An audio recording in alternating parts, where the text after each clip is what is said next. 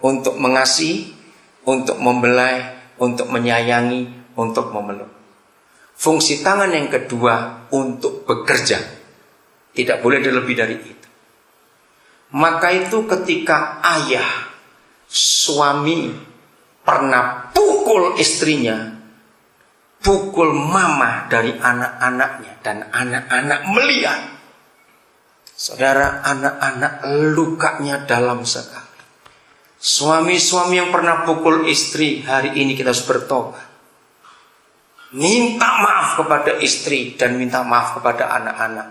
Dan berjanjilah jangan pernah pukul lagi.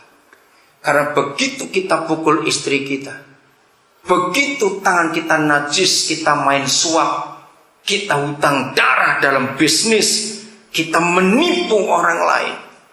Ingat 1 Timotius 2 ayat 8, tangan kita langsung tidak kudus. Dan begitu kita berdoa, walaupun sambil ngangkat tangan sampai capek, surga tidak mendengar doa kita. Ingat suami, kitab Perjanjian Lama menyatakan semua imam kalau dilukiskan selalu tangannya menengadah ke atas, karena itu imam. Maka kalau 1 Timotius 2:8 menuliskan suami orang laki-laki di mana-mana aku minta berdoa dengan tangan yang suci, artinya tangan kita kudus. Dan begitu tangan kita tidak kudus, suami-suami, Amalek akan menyerang keluarga kita. Anak sakit-sakitan, setan masuk ke rumah tangga kita. Akhirnya rumah kita nggak jadi surga, tapi jadi neraka.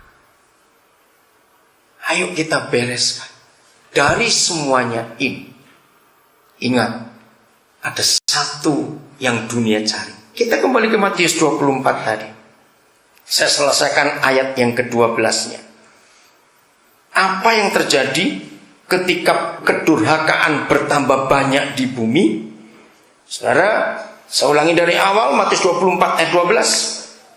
Dan karena makin bertambahnya kedurhakaan, maka kasih kebanyakan orang menjadi dingin. Ini yang saya katakan kegagalan gereja terbesar pada akhir zaman. Gereja gagal menyatakan kasih. Karena begitu kedurhakaan bertambah banyak, kasih itu dingin, saudara. Tadi dalam pujian, luar biasa anak-anak muda kita. Bapak-bapak gembala boleh bangga, anak-anak muda hebat dalam pujian, dalam musik. Tapi dengar, apa gunanya kalau cuma di gereja saja kita bisa merasakan hadirat Tuhan, pulang ke rumah kita ketemu neraka lagi? Betul?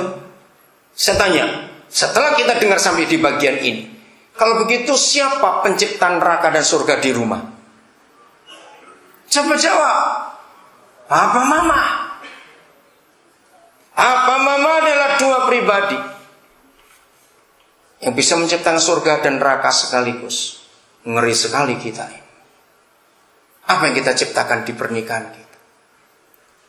Dalam bahasa Inggris kita mengenal dua kata soal rumah, a house dan a home. Kita tidak menemukan kata dalam bahasa Indonesia tentang a home. Sulit diterjemahkan. Karena a home itu suasana rumah itu. Saudara percaya tidak semua house itu home? Betul tidak? Tidak semua house itu home. Kalau saudara ke daerah-daerah orang kaya, di Pantai Indah Kapuk misalnya, di daerah-daerah Pondok Indah yang hebat-hebat, rumah miliaran rupiah. Apalagi orang Jakarta. Saudara pernah tahu nggak? Walaupun nggak semua ya, jangan ada yang tersinggung, kan nggak semua, tapi sebagian. Ternyata rumah-rumah yang miliaran rupiah itu seringkali pembantu yang lebih menikmati daripada pemiliknya. Iya atau tidak? Kenapa? Ada dua alasan. Karena rumahnya banyak, sehingga cuma investasi saja. Tapi nomor dua, saudara, berapa kali saya konseling, ada orang konseling, saya tuh nggak ngerti itu tadinya. Berapa orang suami Itu cerita kalau dia mau pulang, dia tuh mesti telepon dulu. Entah tanya anaknya atau tanya pembantunya, mamamu sudah tidur atau belum. Nah kan heran bukan? Suami mau pulang kok tanya istri sudah tidur atau belum.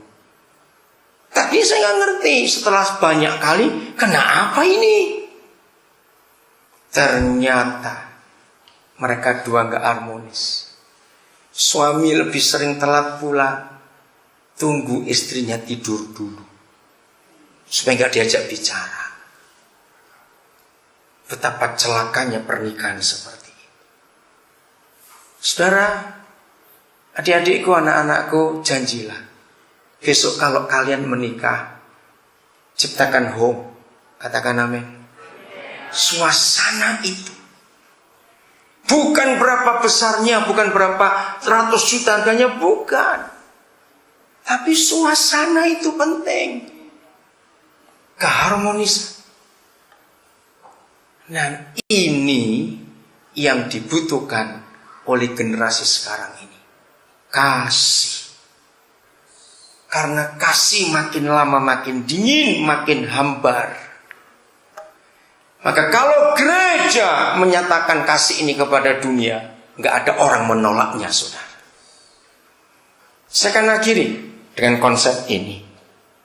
Gereja saudara dalam 3 hari ini membuat sebuah acara namanya On Fire. Karena para gembala, para majelis merindukan, saudara sebagai anggota jemaat itu punya hati yang menyala-nyala untuk merebut jiwa-jiwa itu. Dan itu kerinduan Tuhan Yesus. Dan itu betul.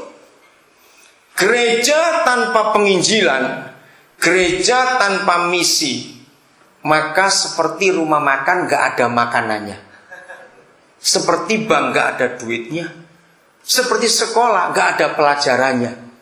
Lalu apa katanya itu? Bubarkan saja. Karena rumah makan kok gak ada makanannya, bank kok gak ada duitnya, sekolah kok gak ada pelajarannya. Sama, kalau gereja tidak ada misinya, gak ada penginjilannya, bubarkan aja gereja itu. Karena rumah makan diadakan supaya jual makanan, bank diadakan supaya ada duit, sekolah dibuat supaya ada pelajaran. Kalau gereja dibuat tapi gak ada penginjilan, itu bukan gereja. Maka itu 3 hari saya belajar soal kata on fire.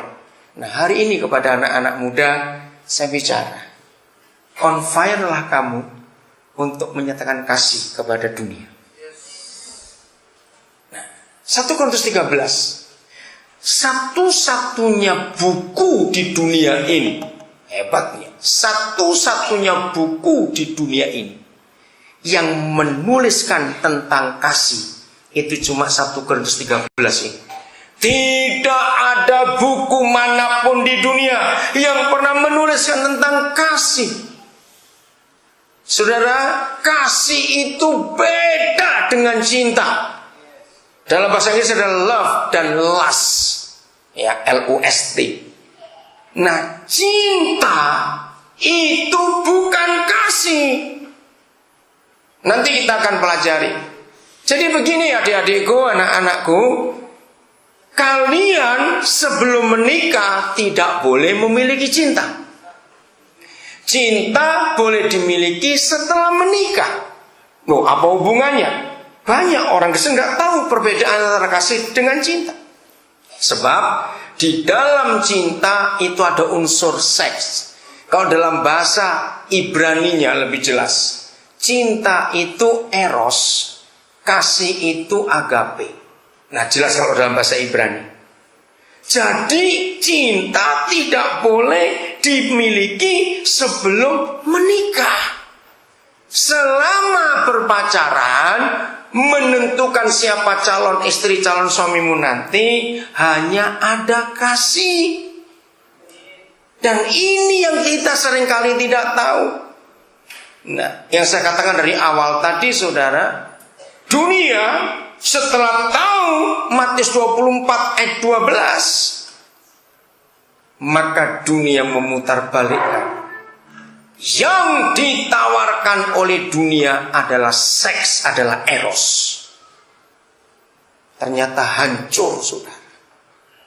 Hari-hari ini kita melihat kehancuran generasi ini karena free sex. Betul tidak?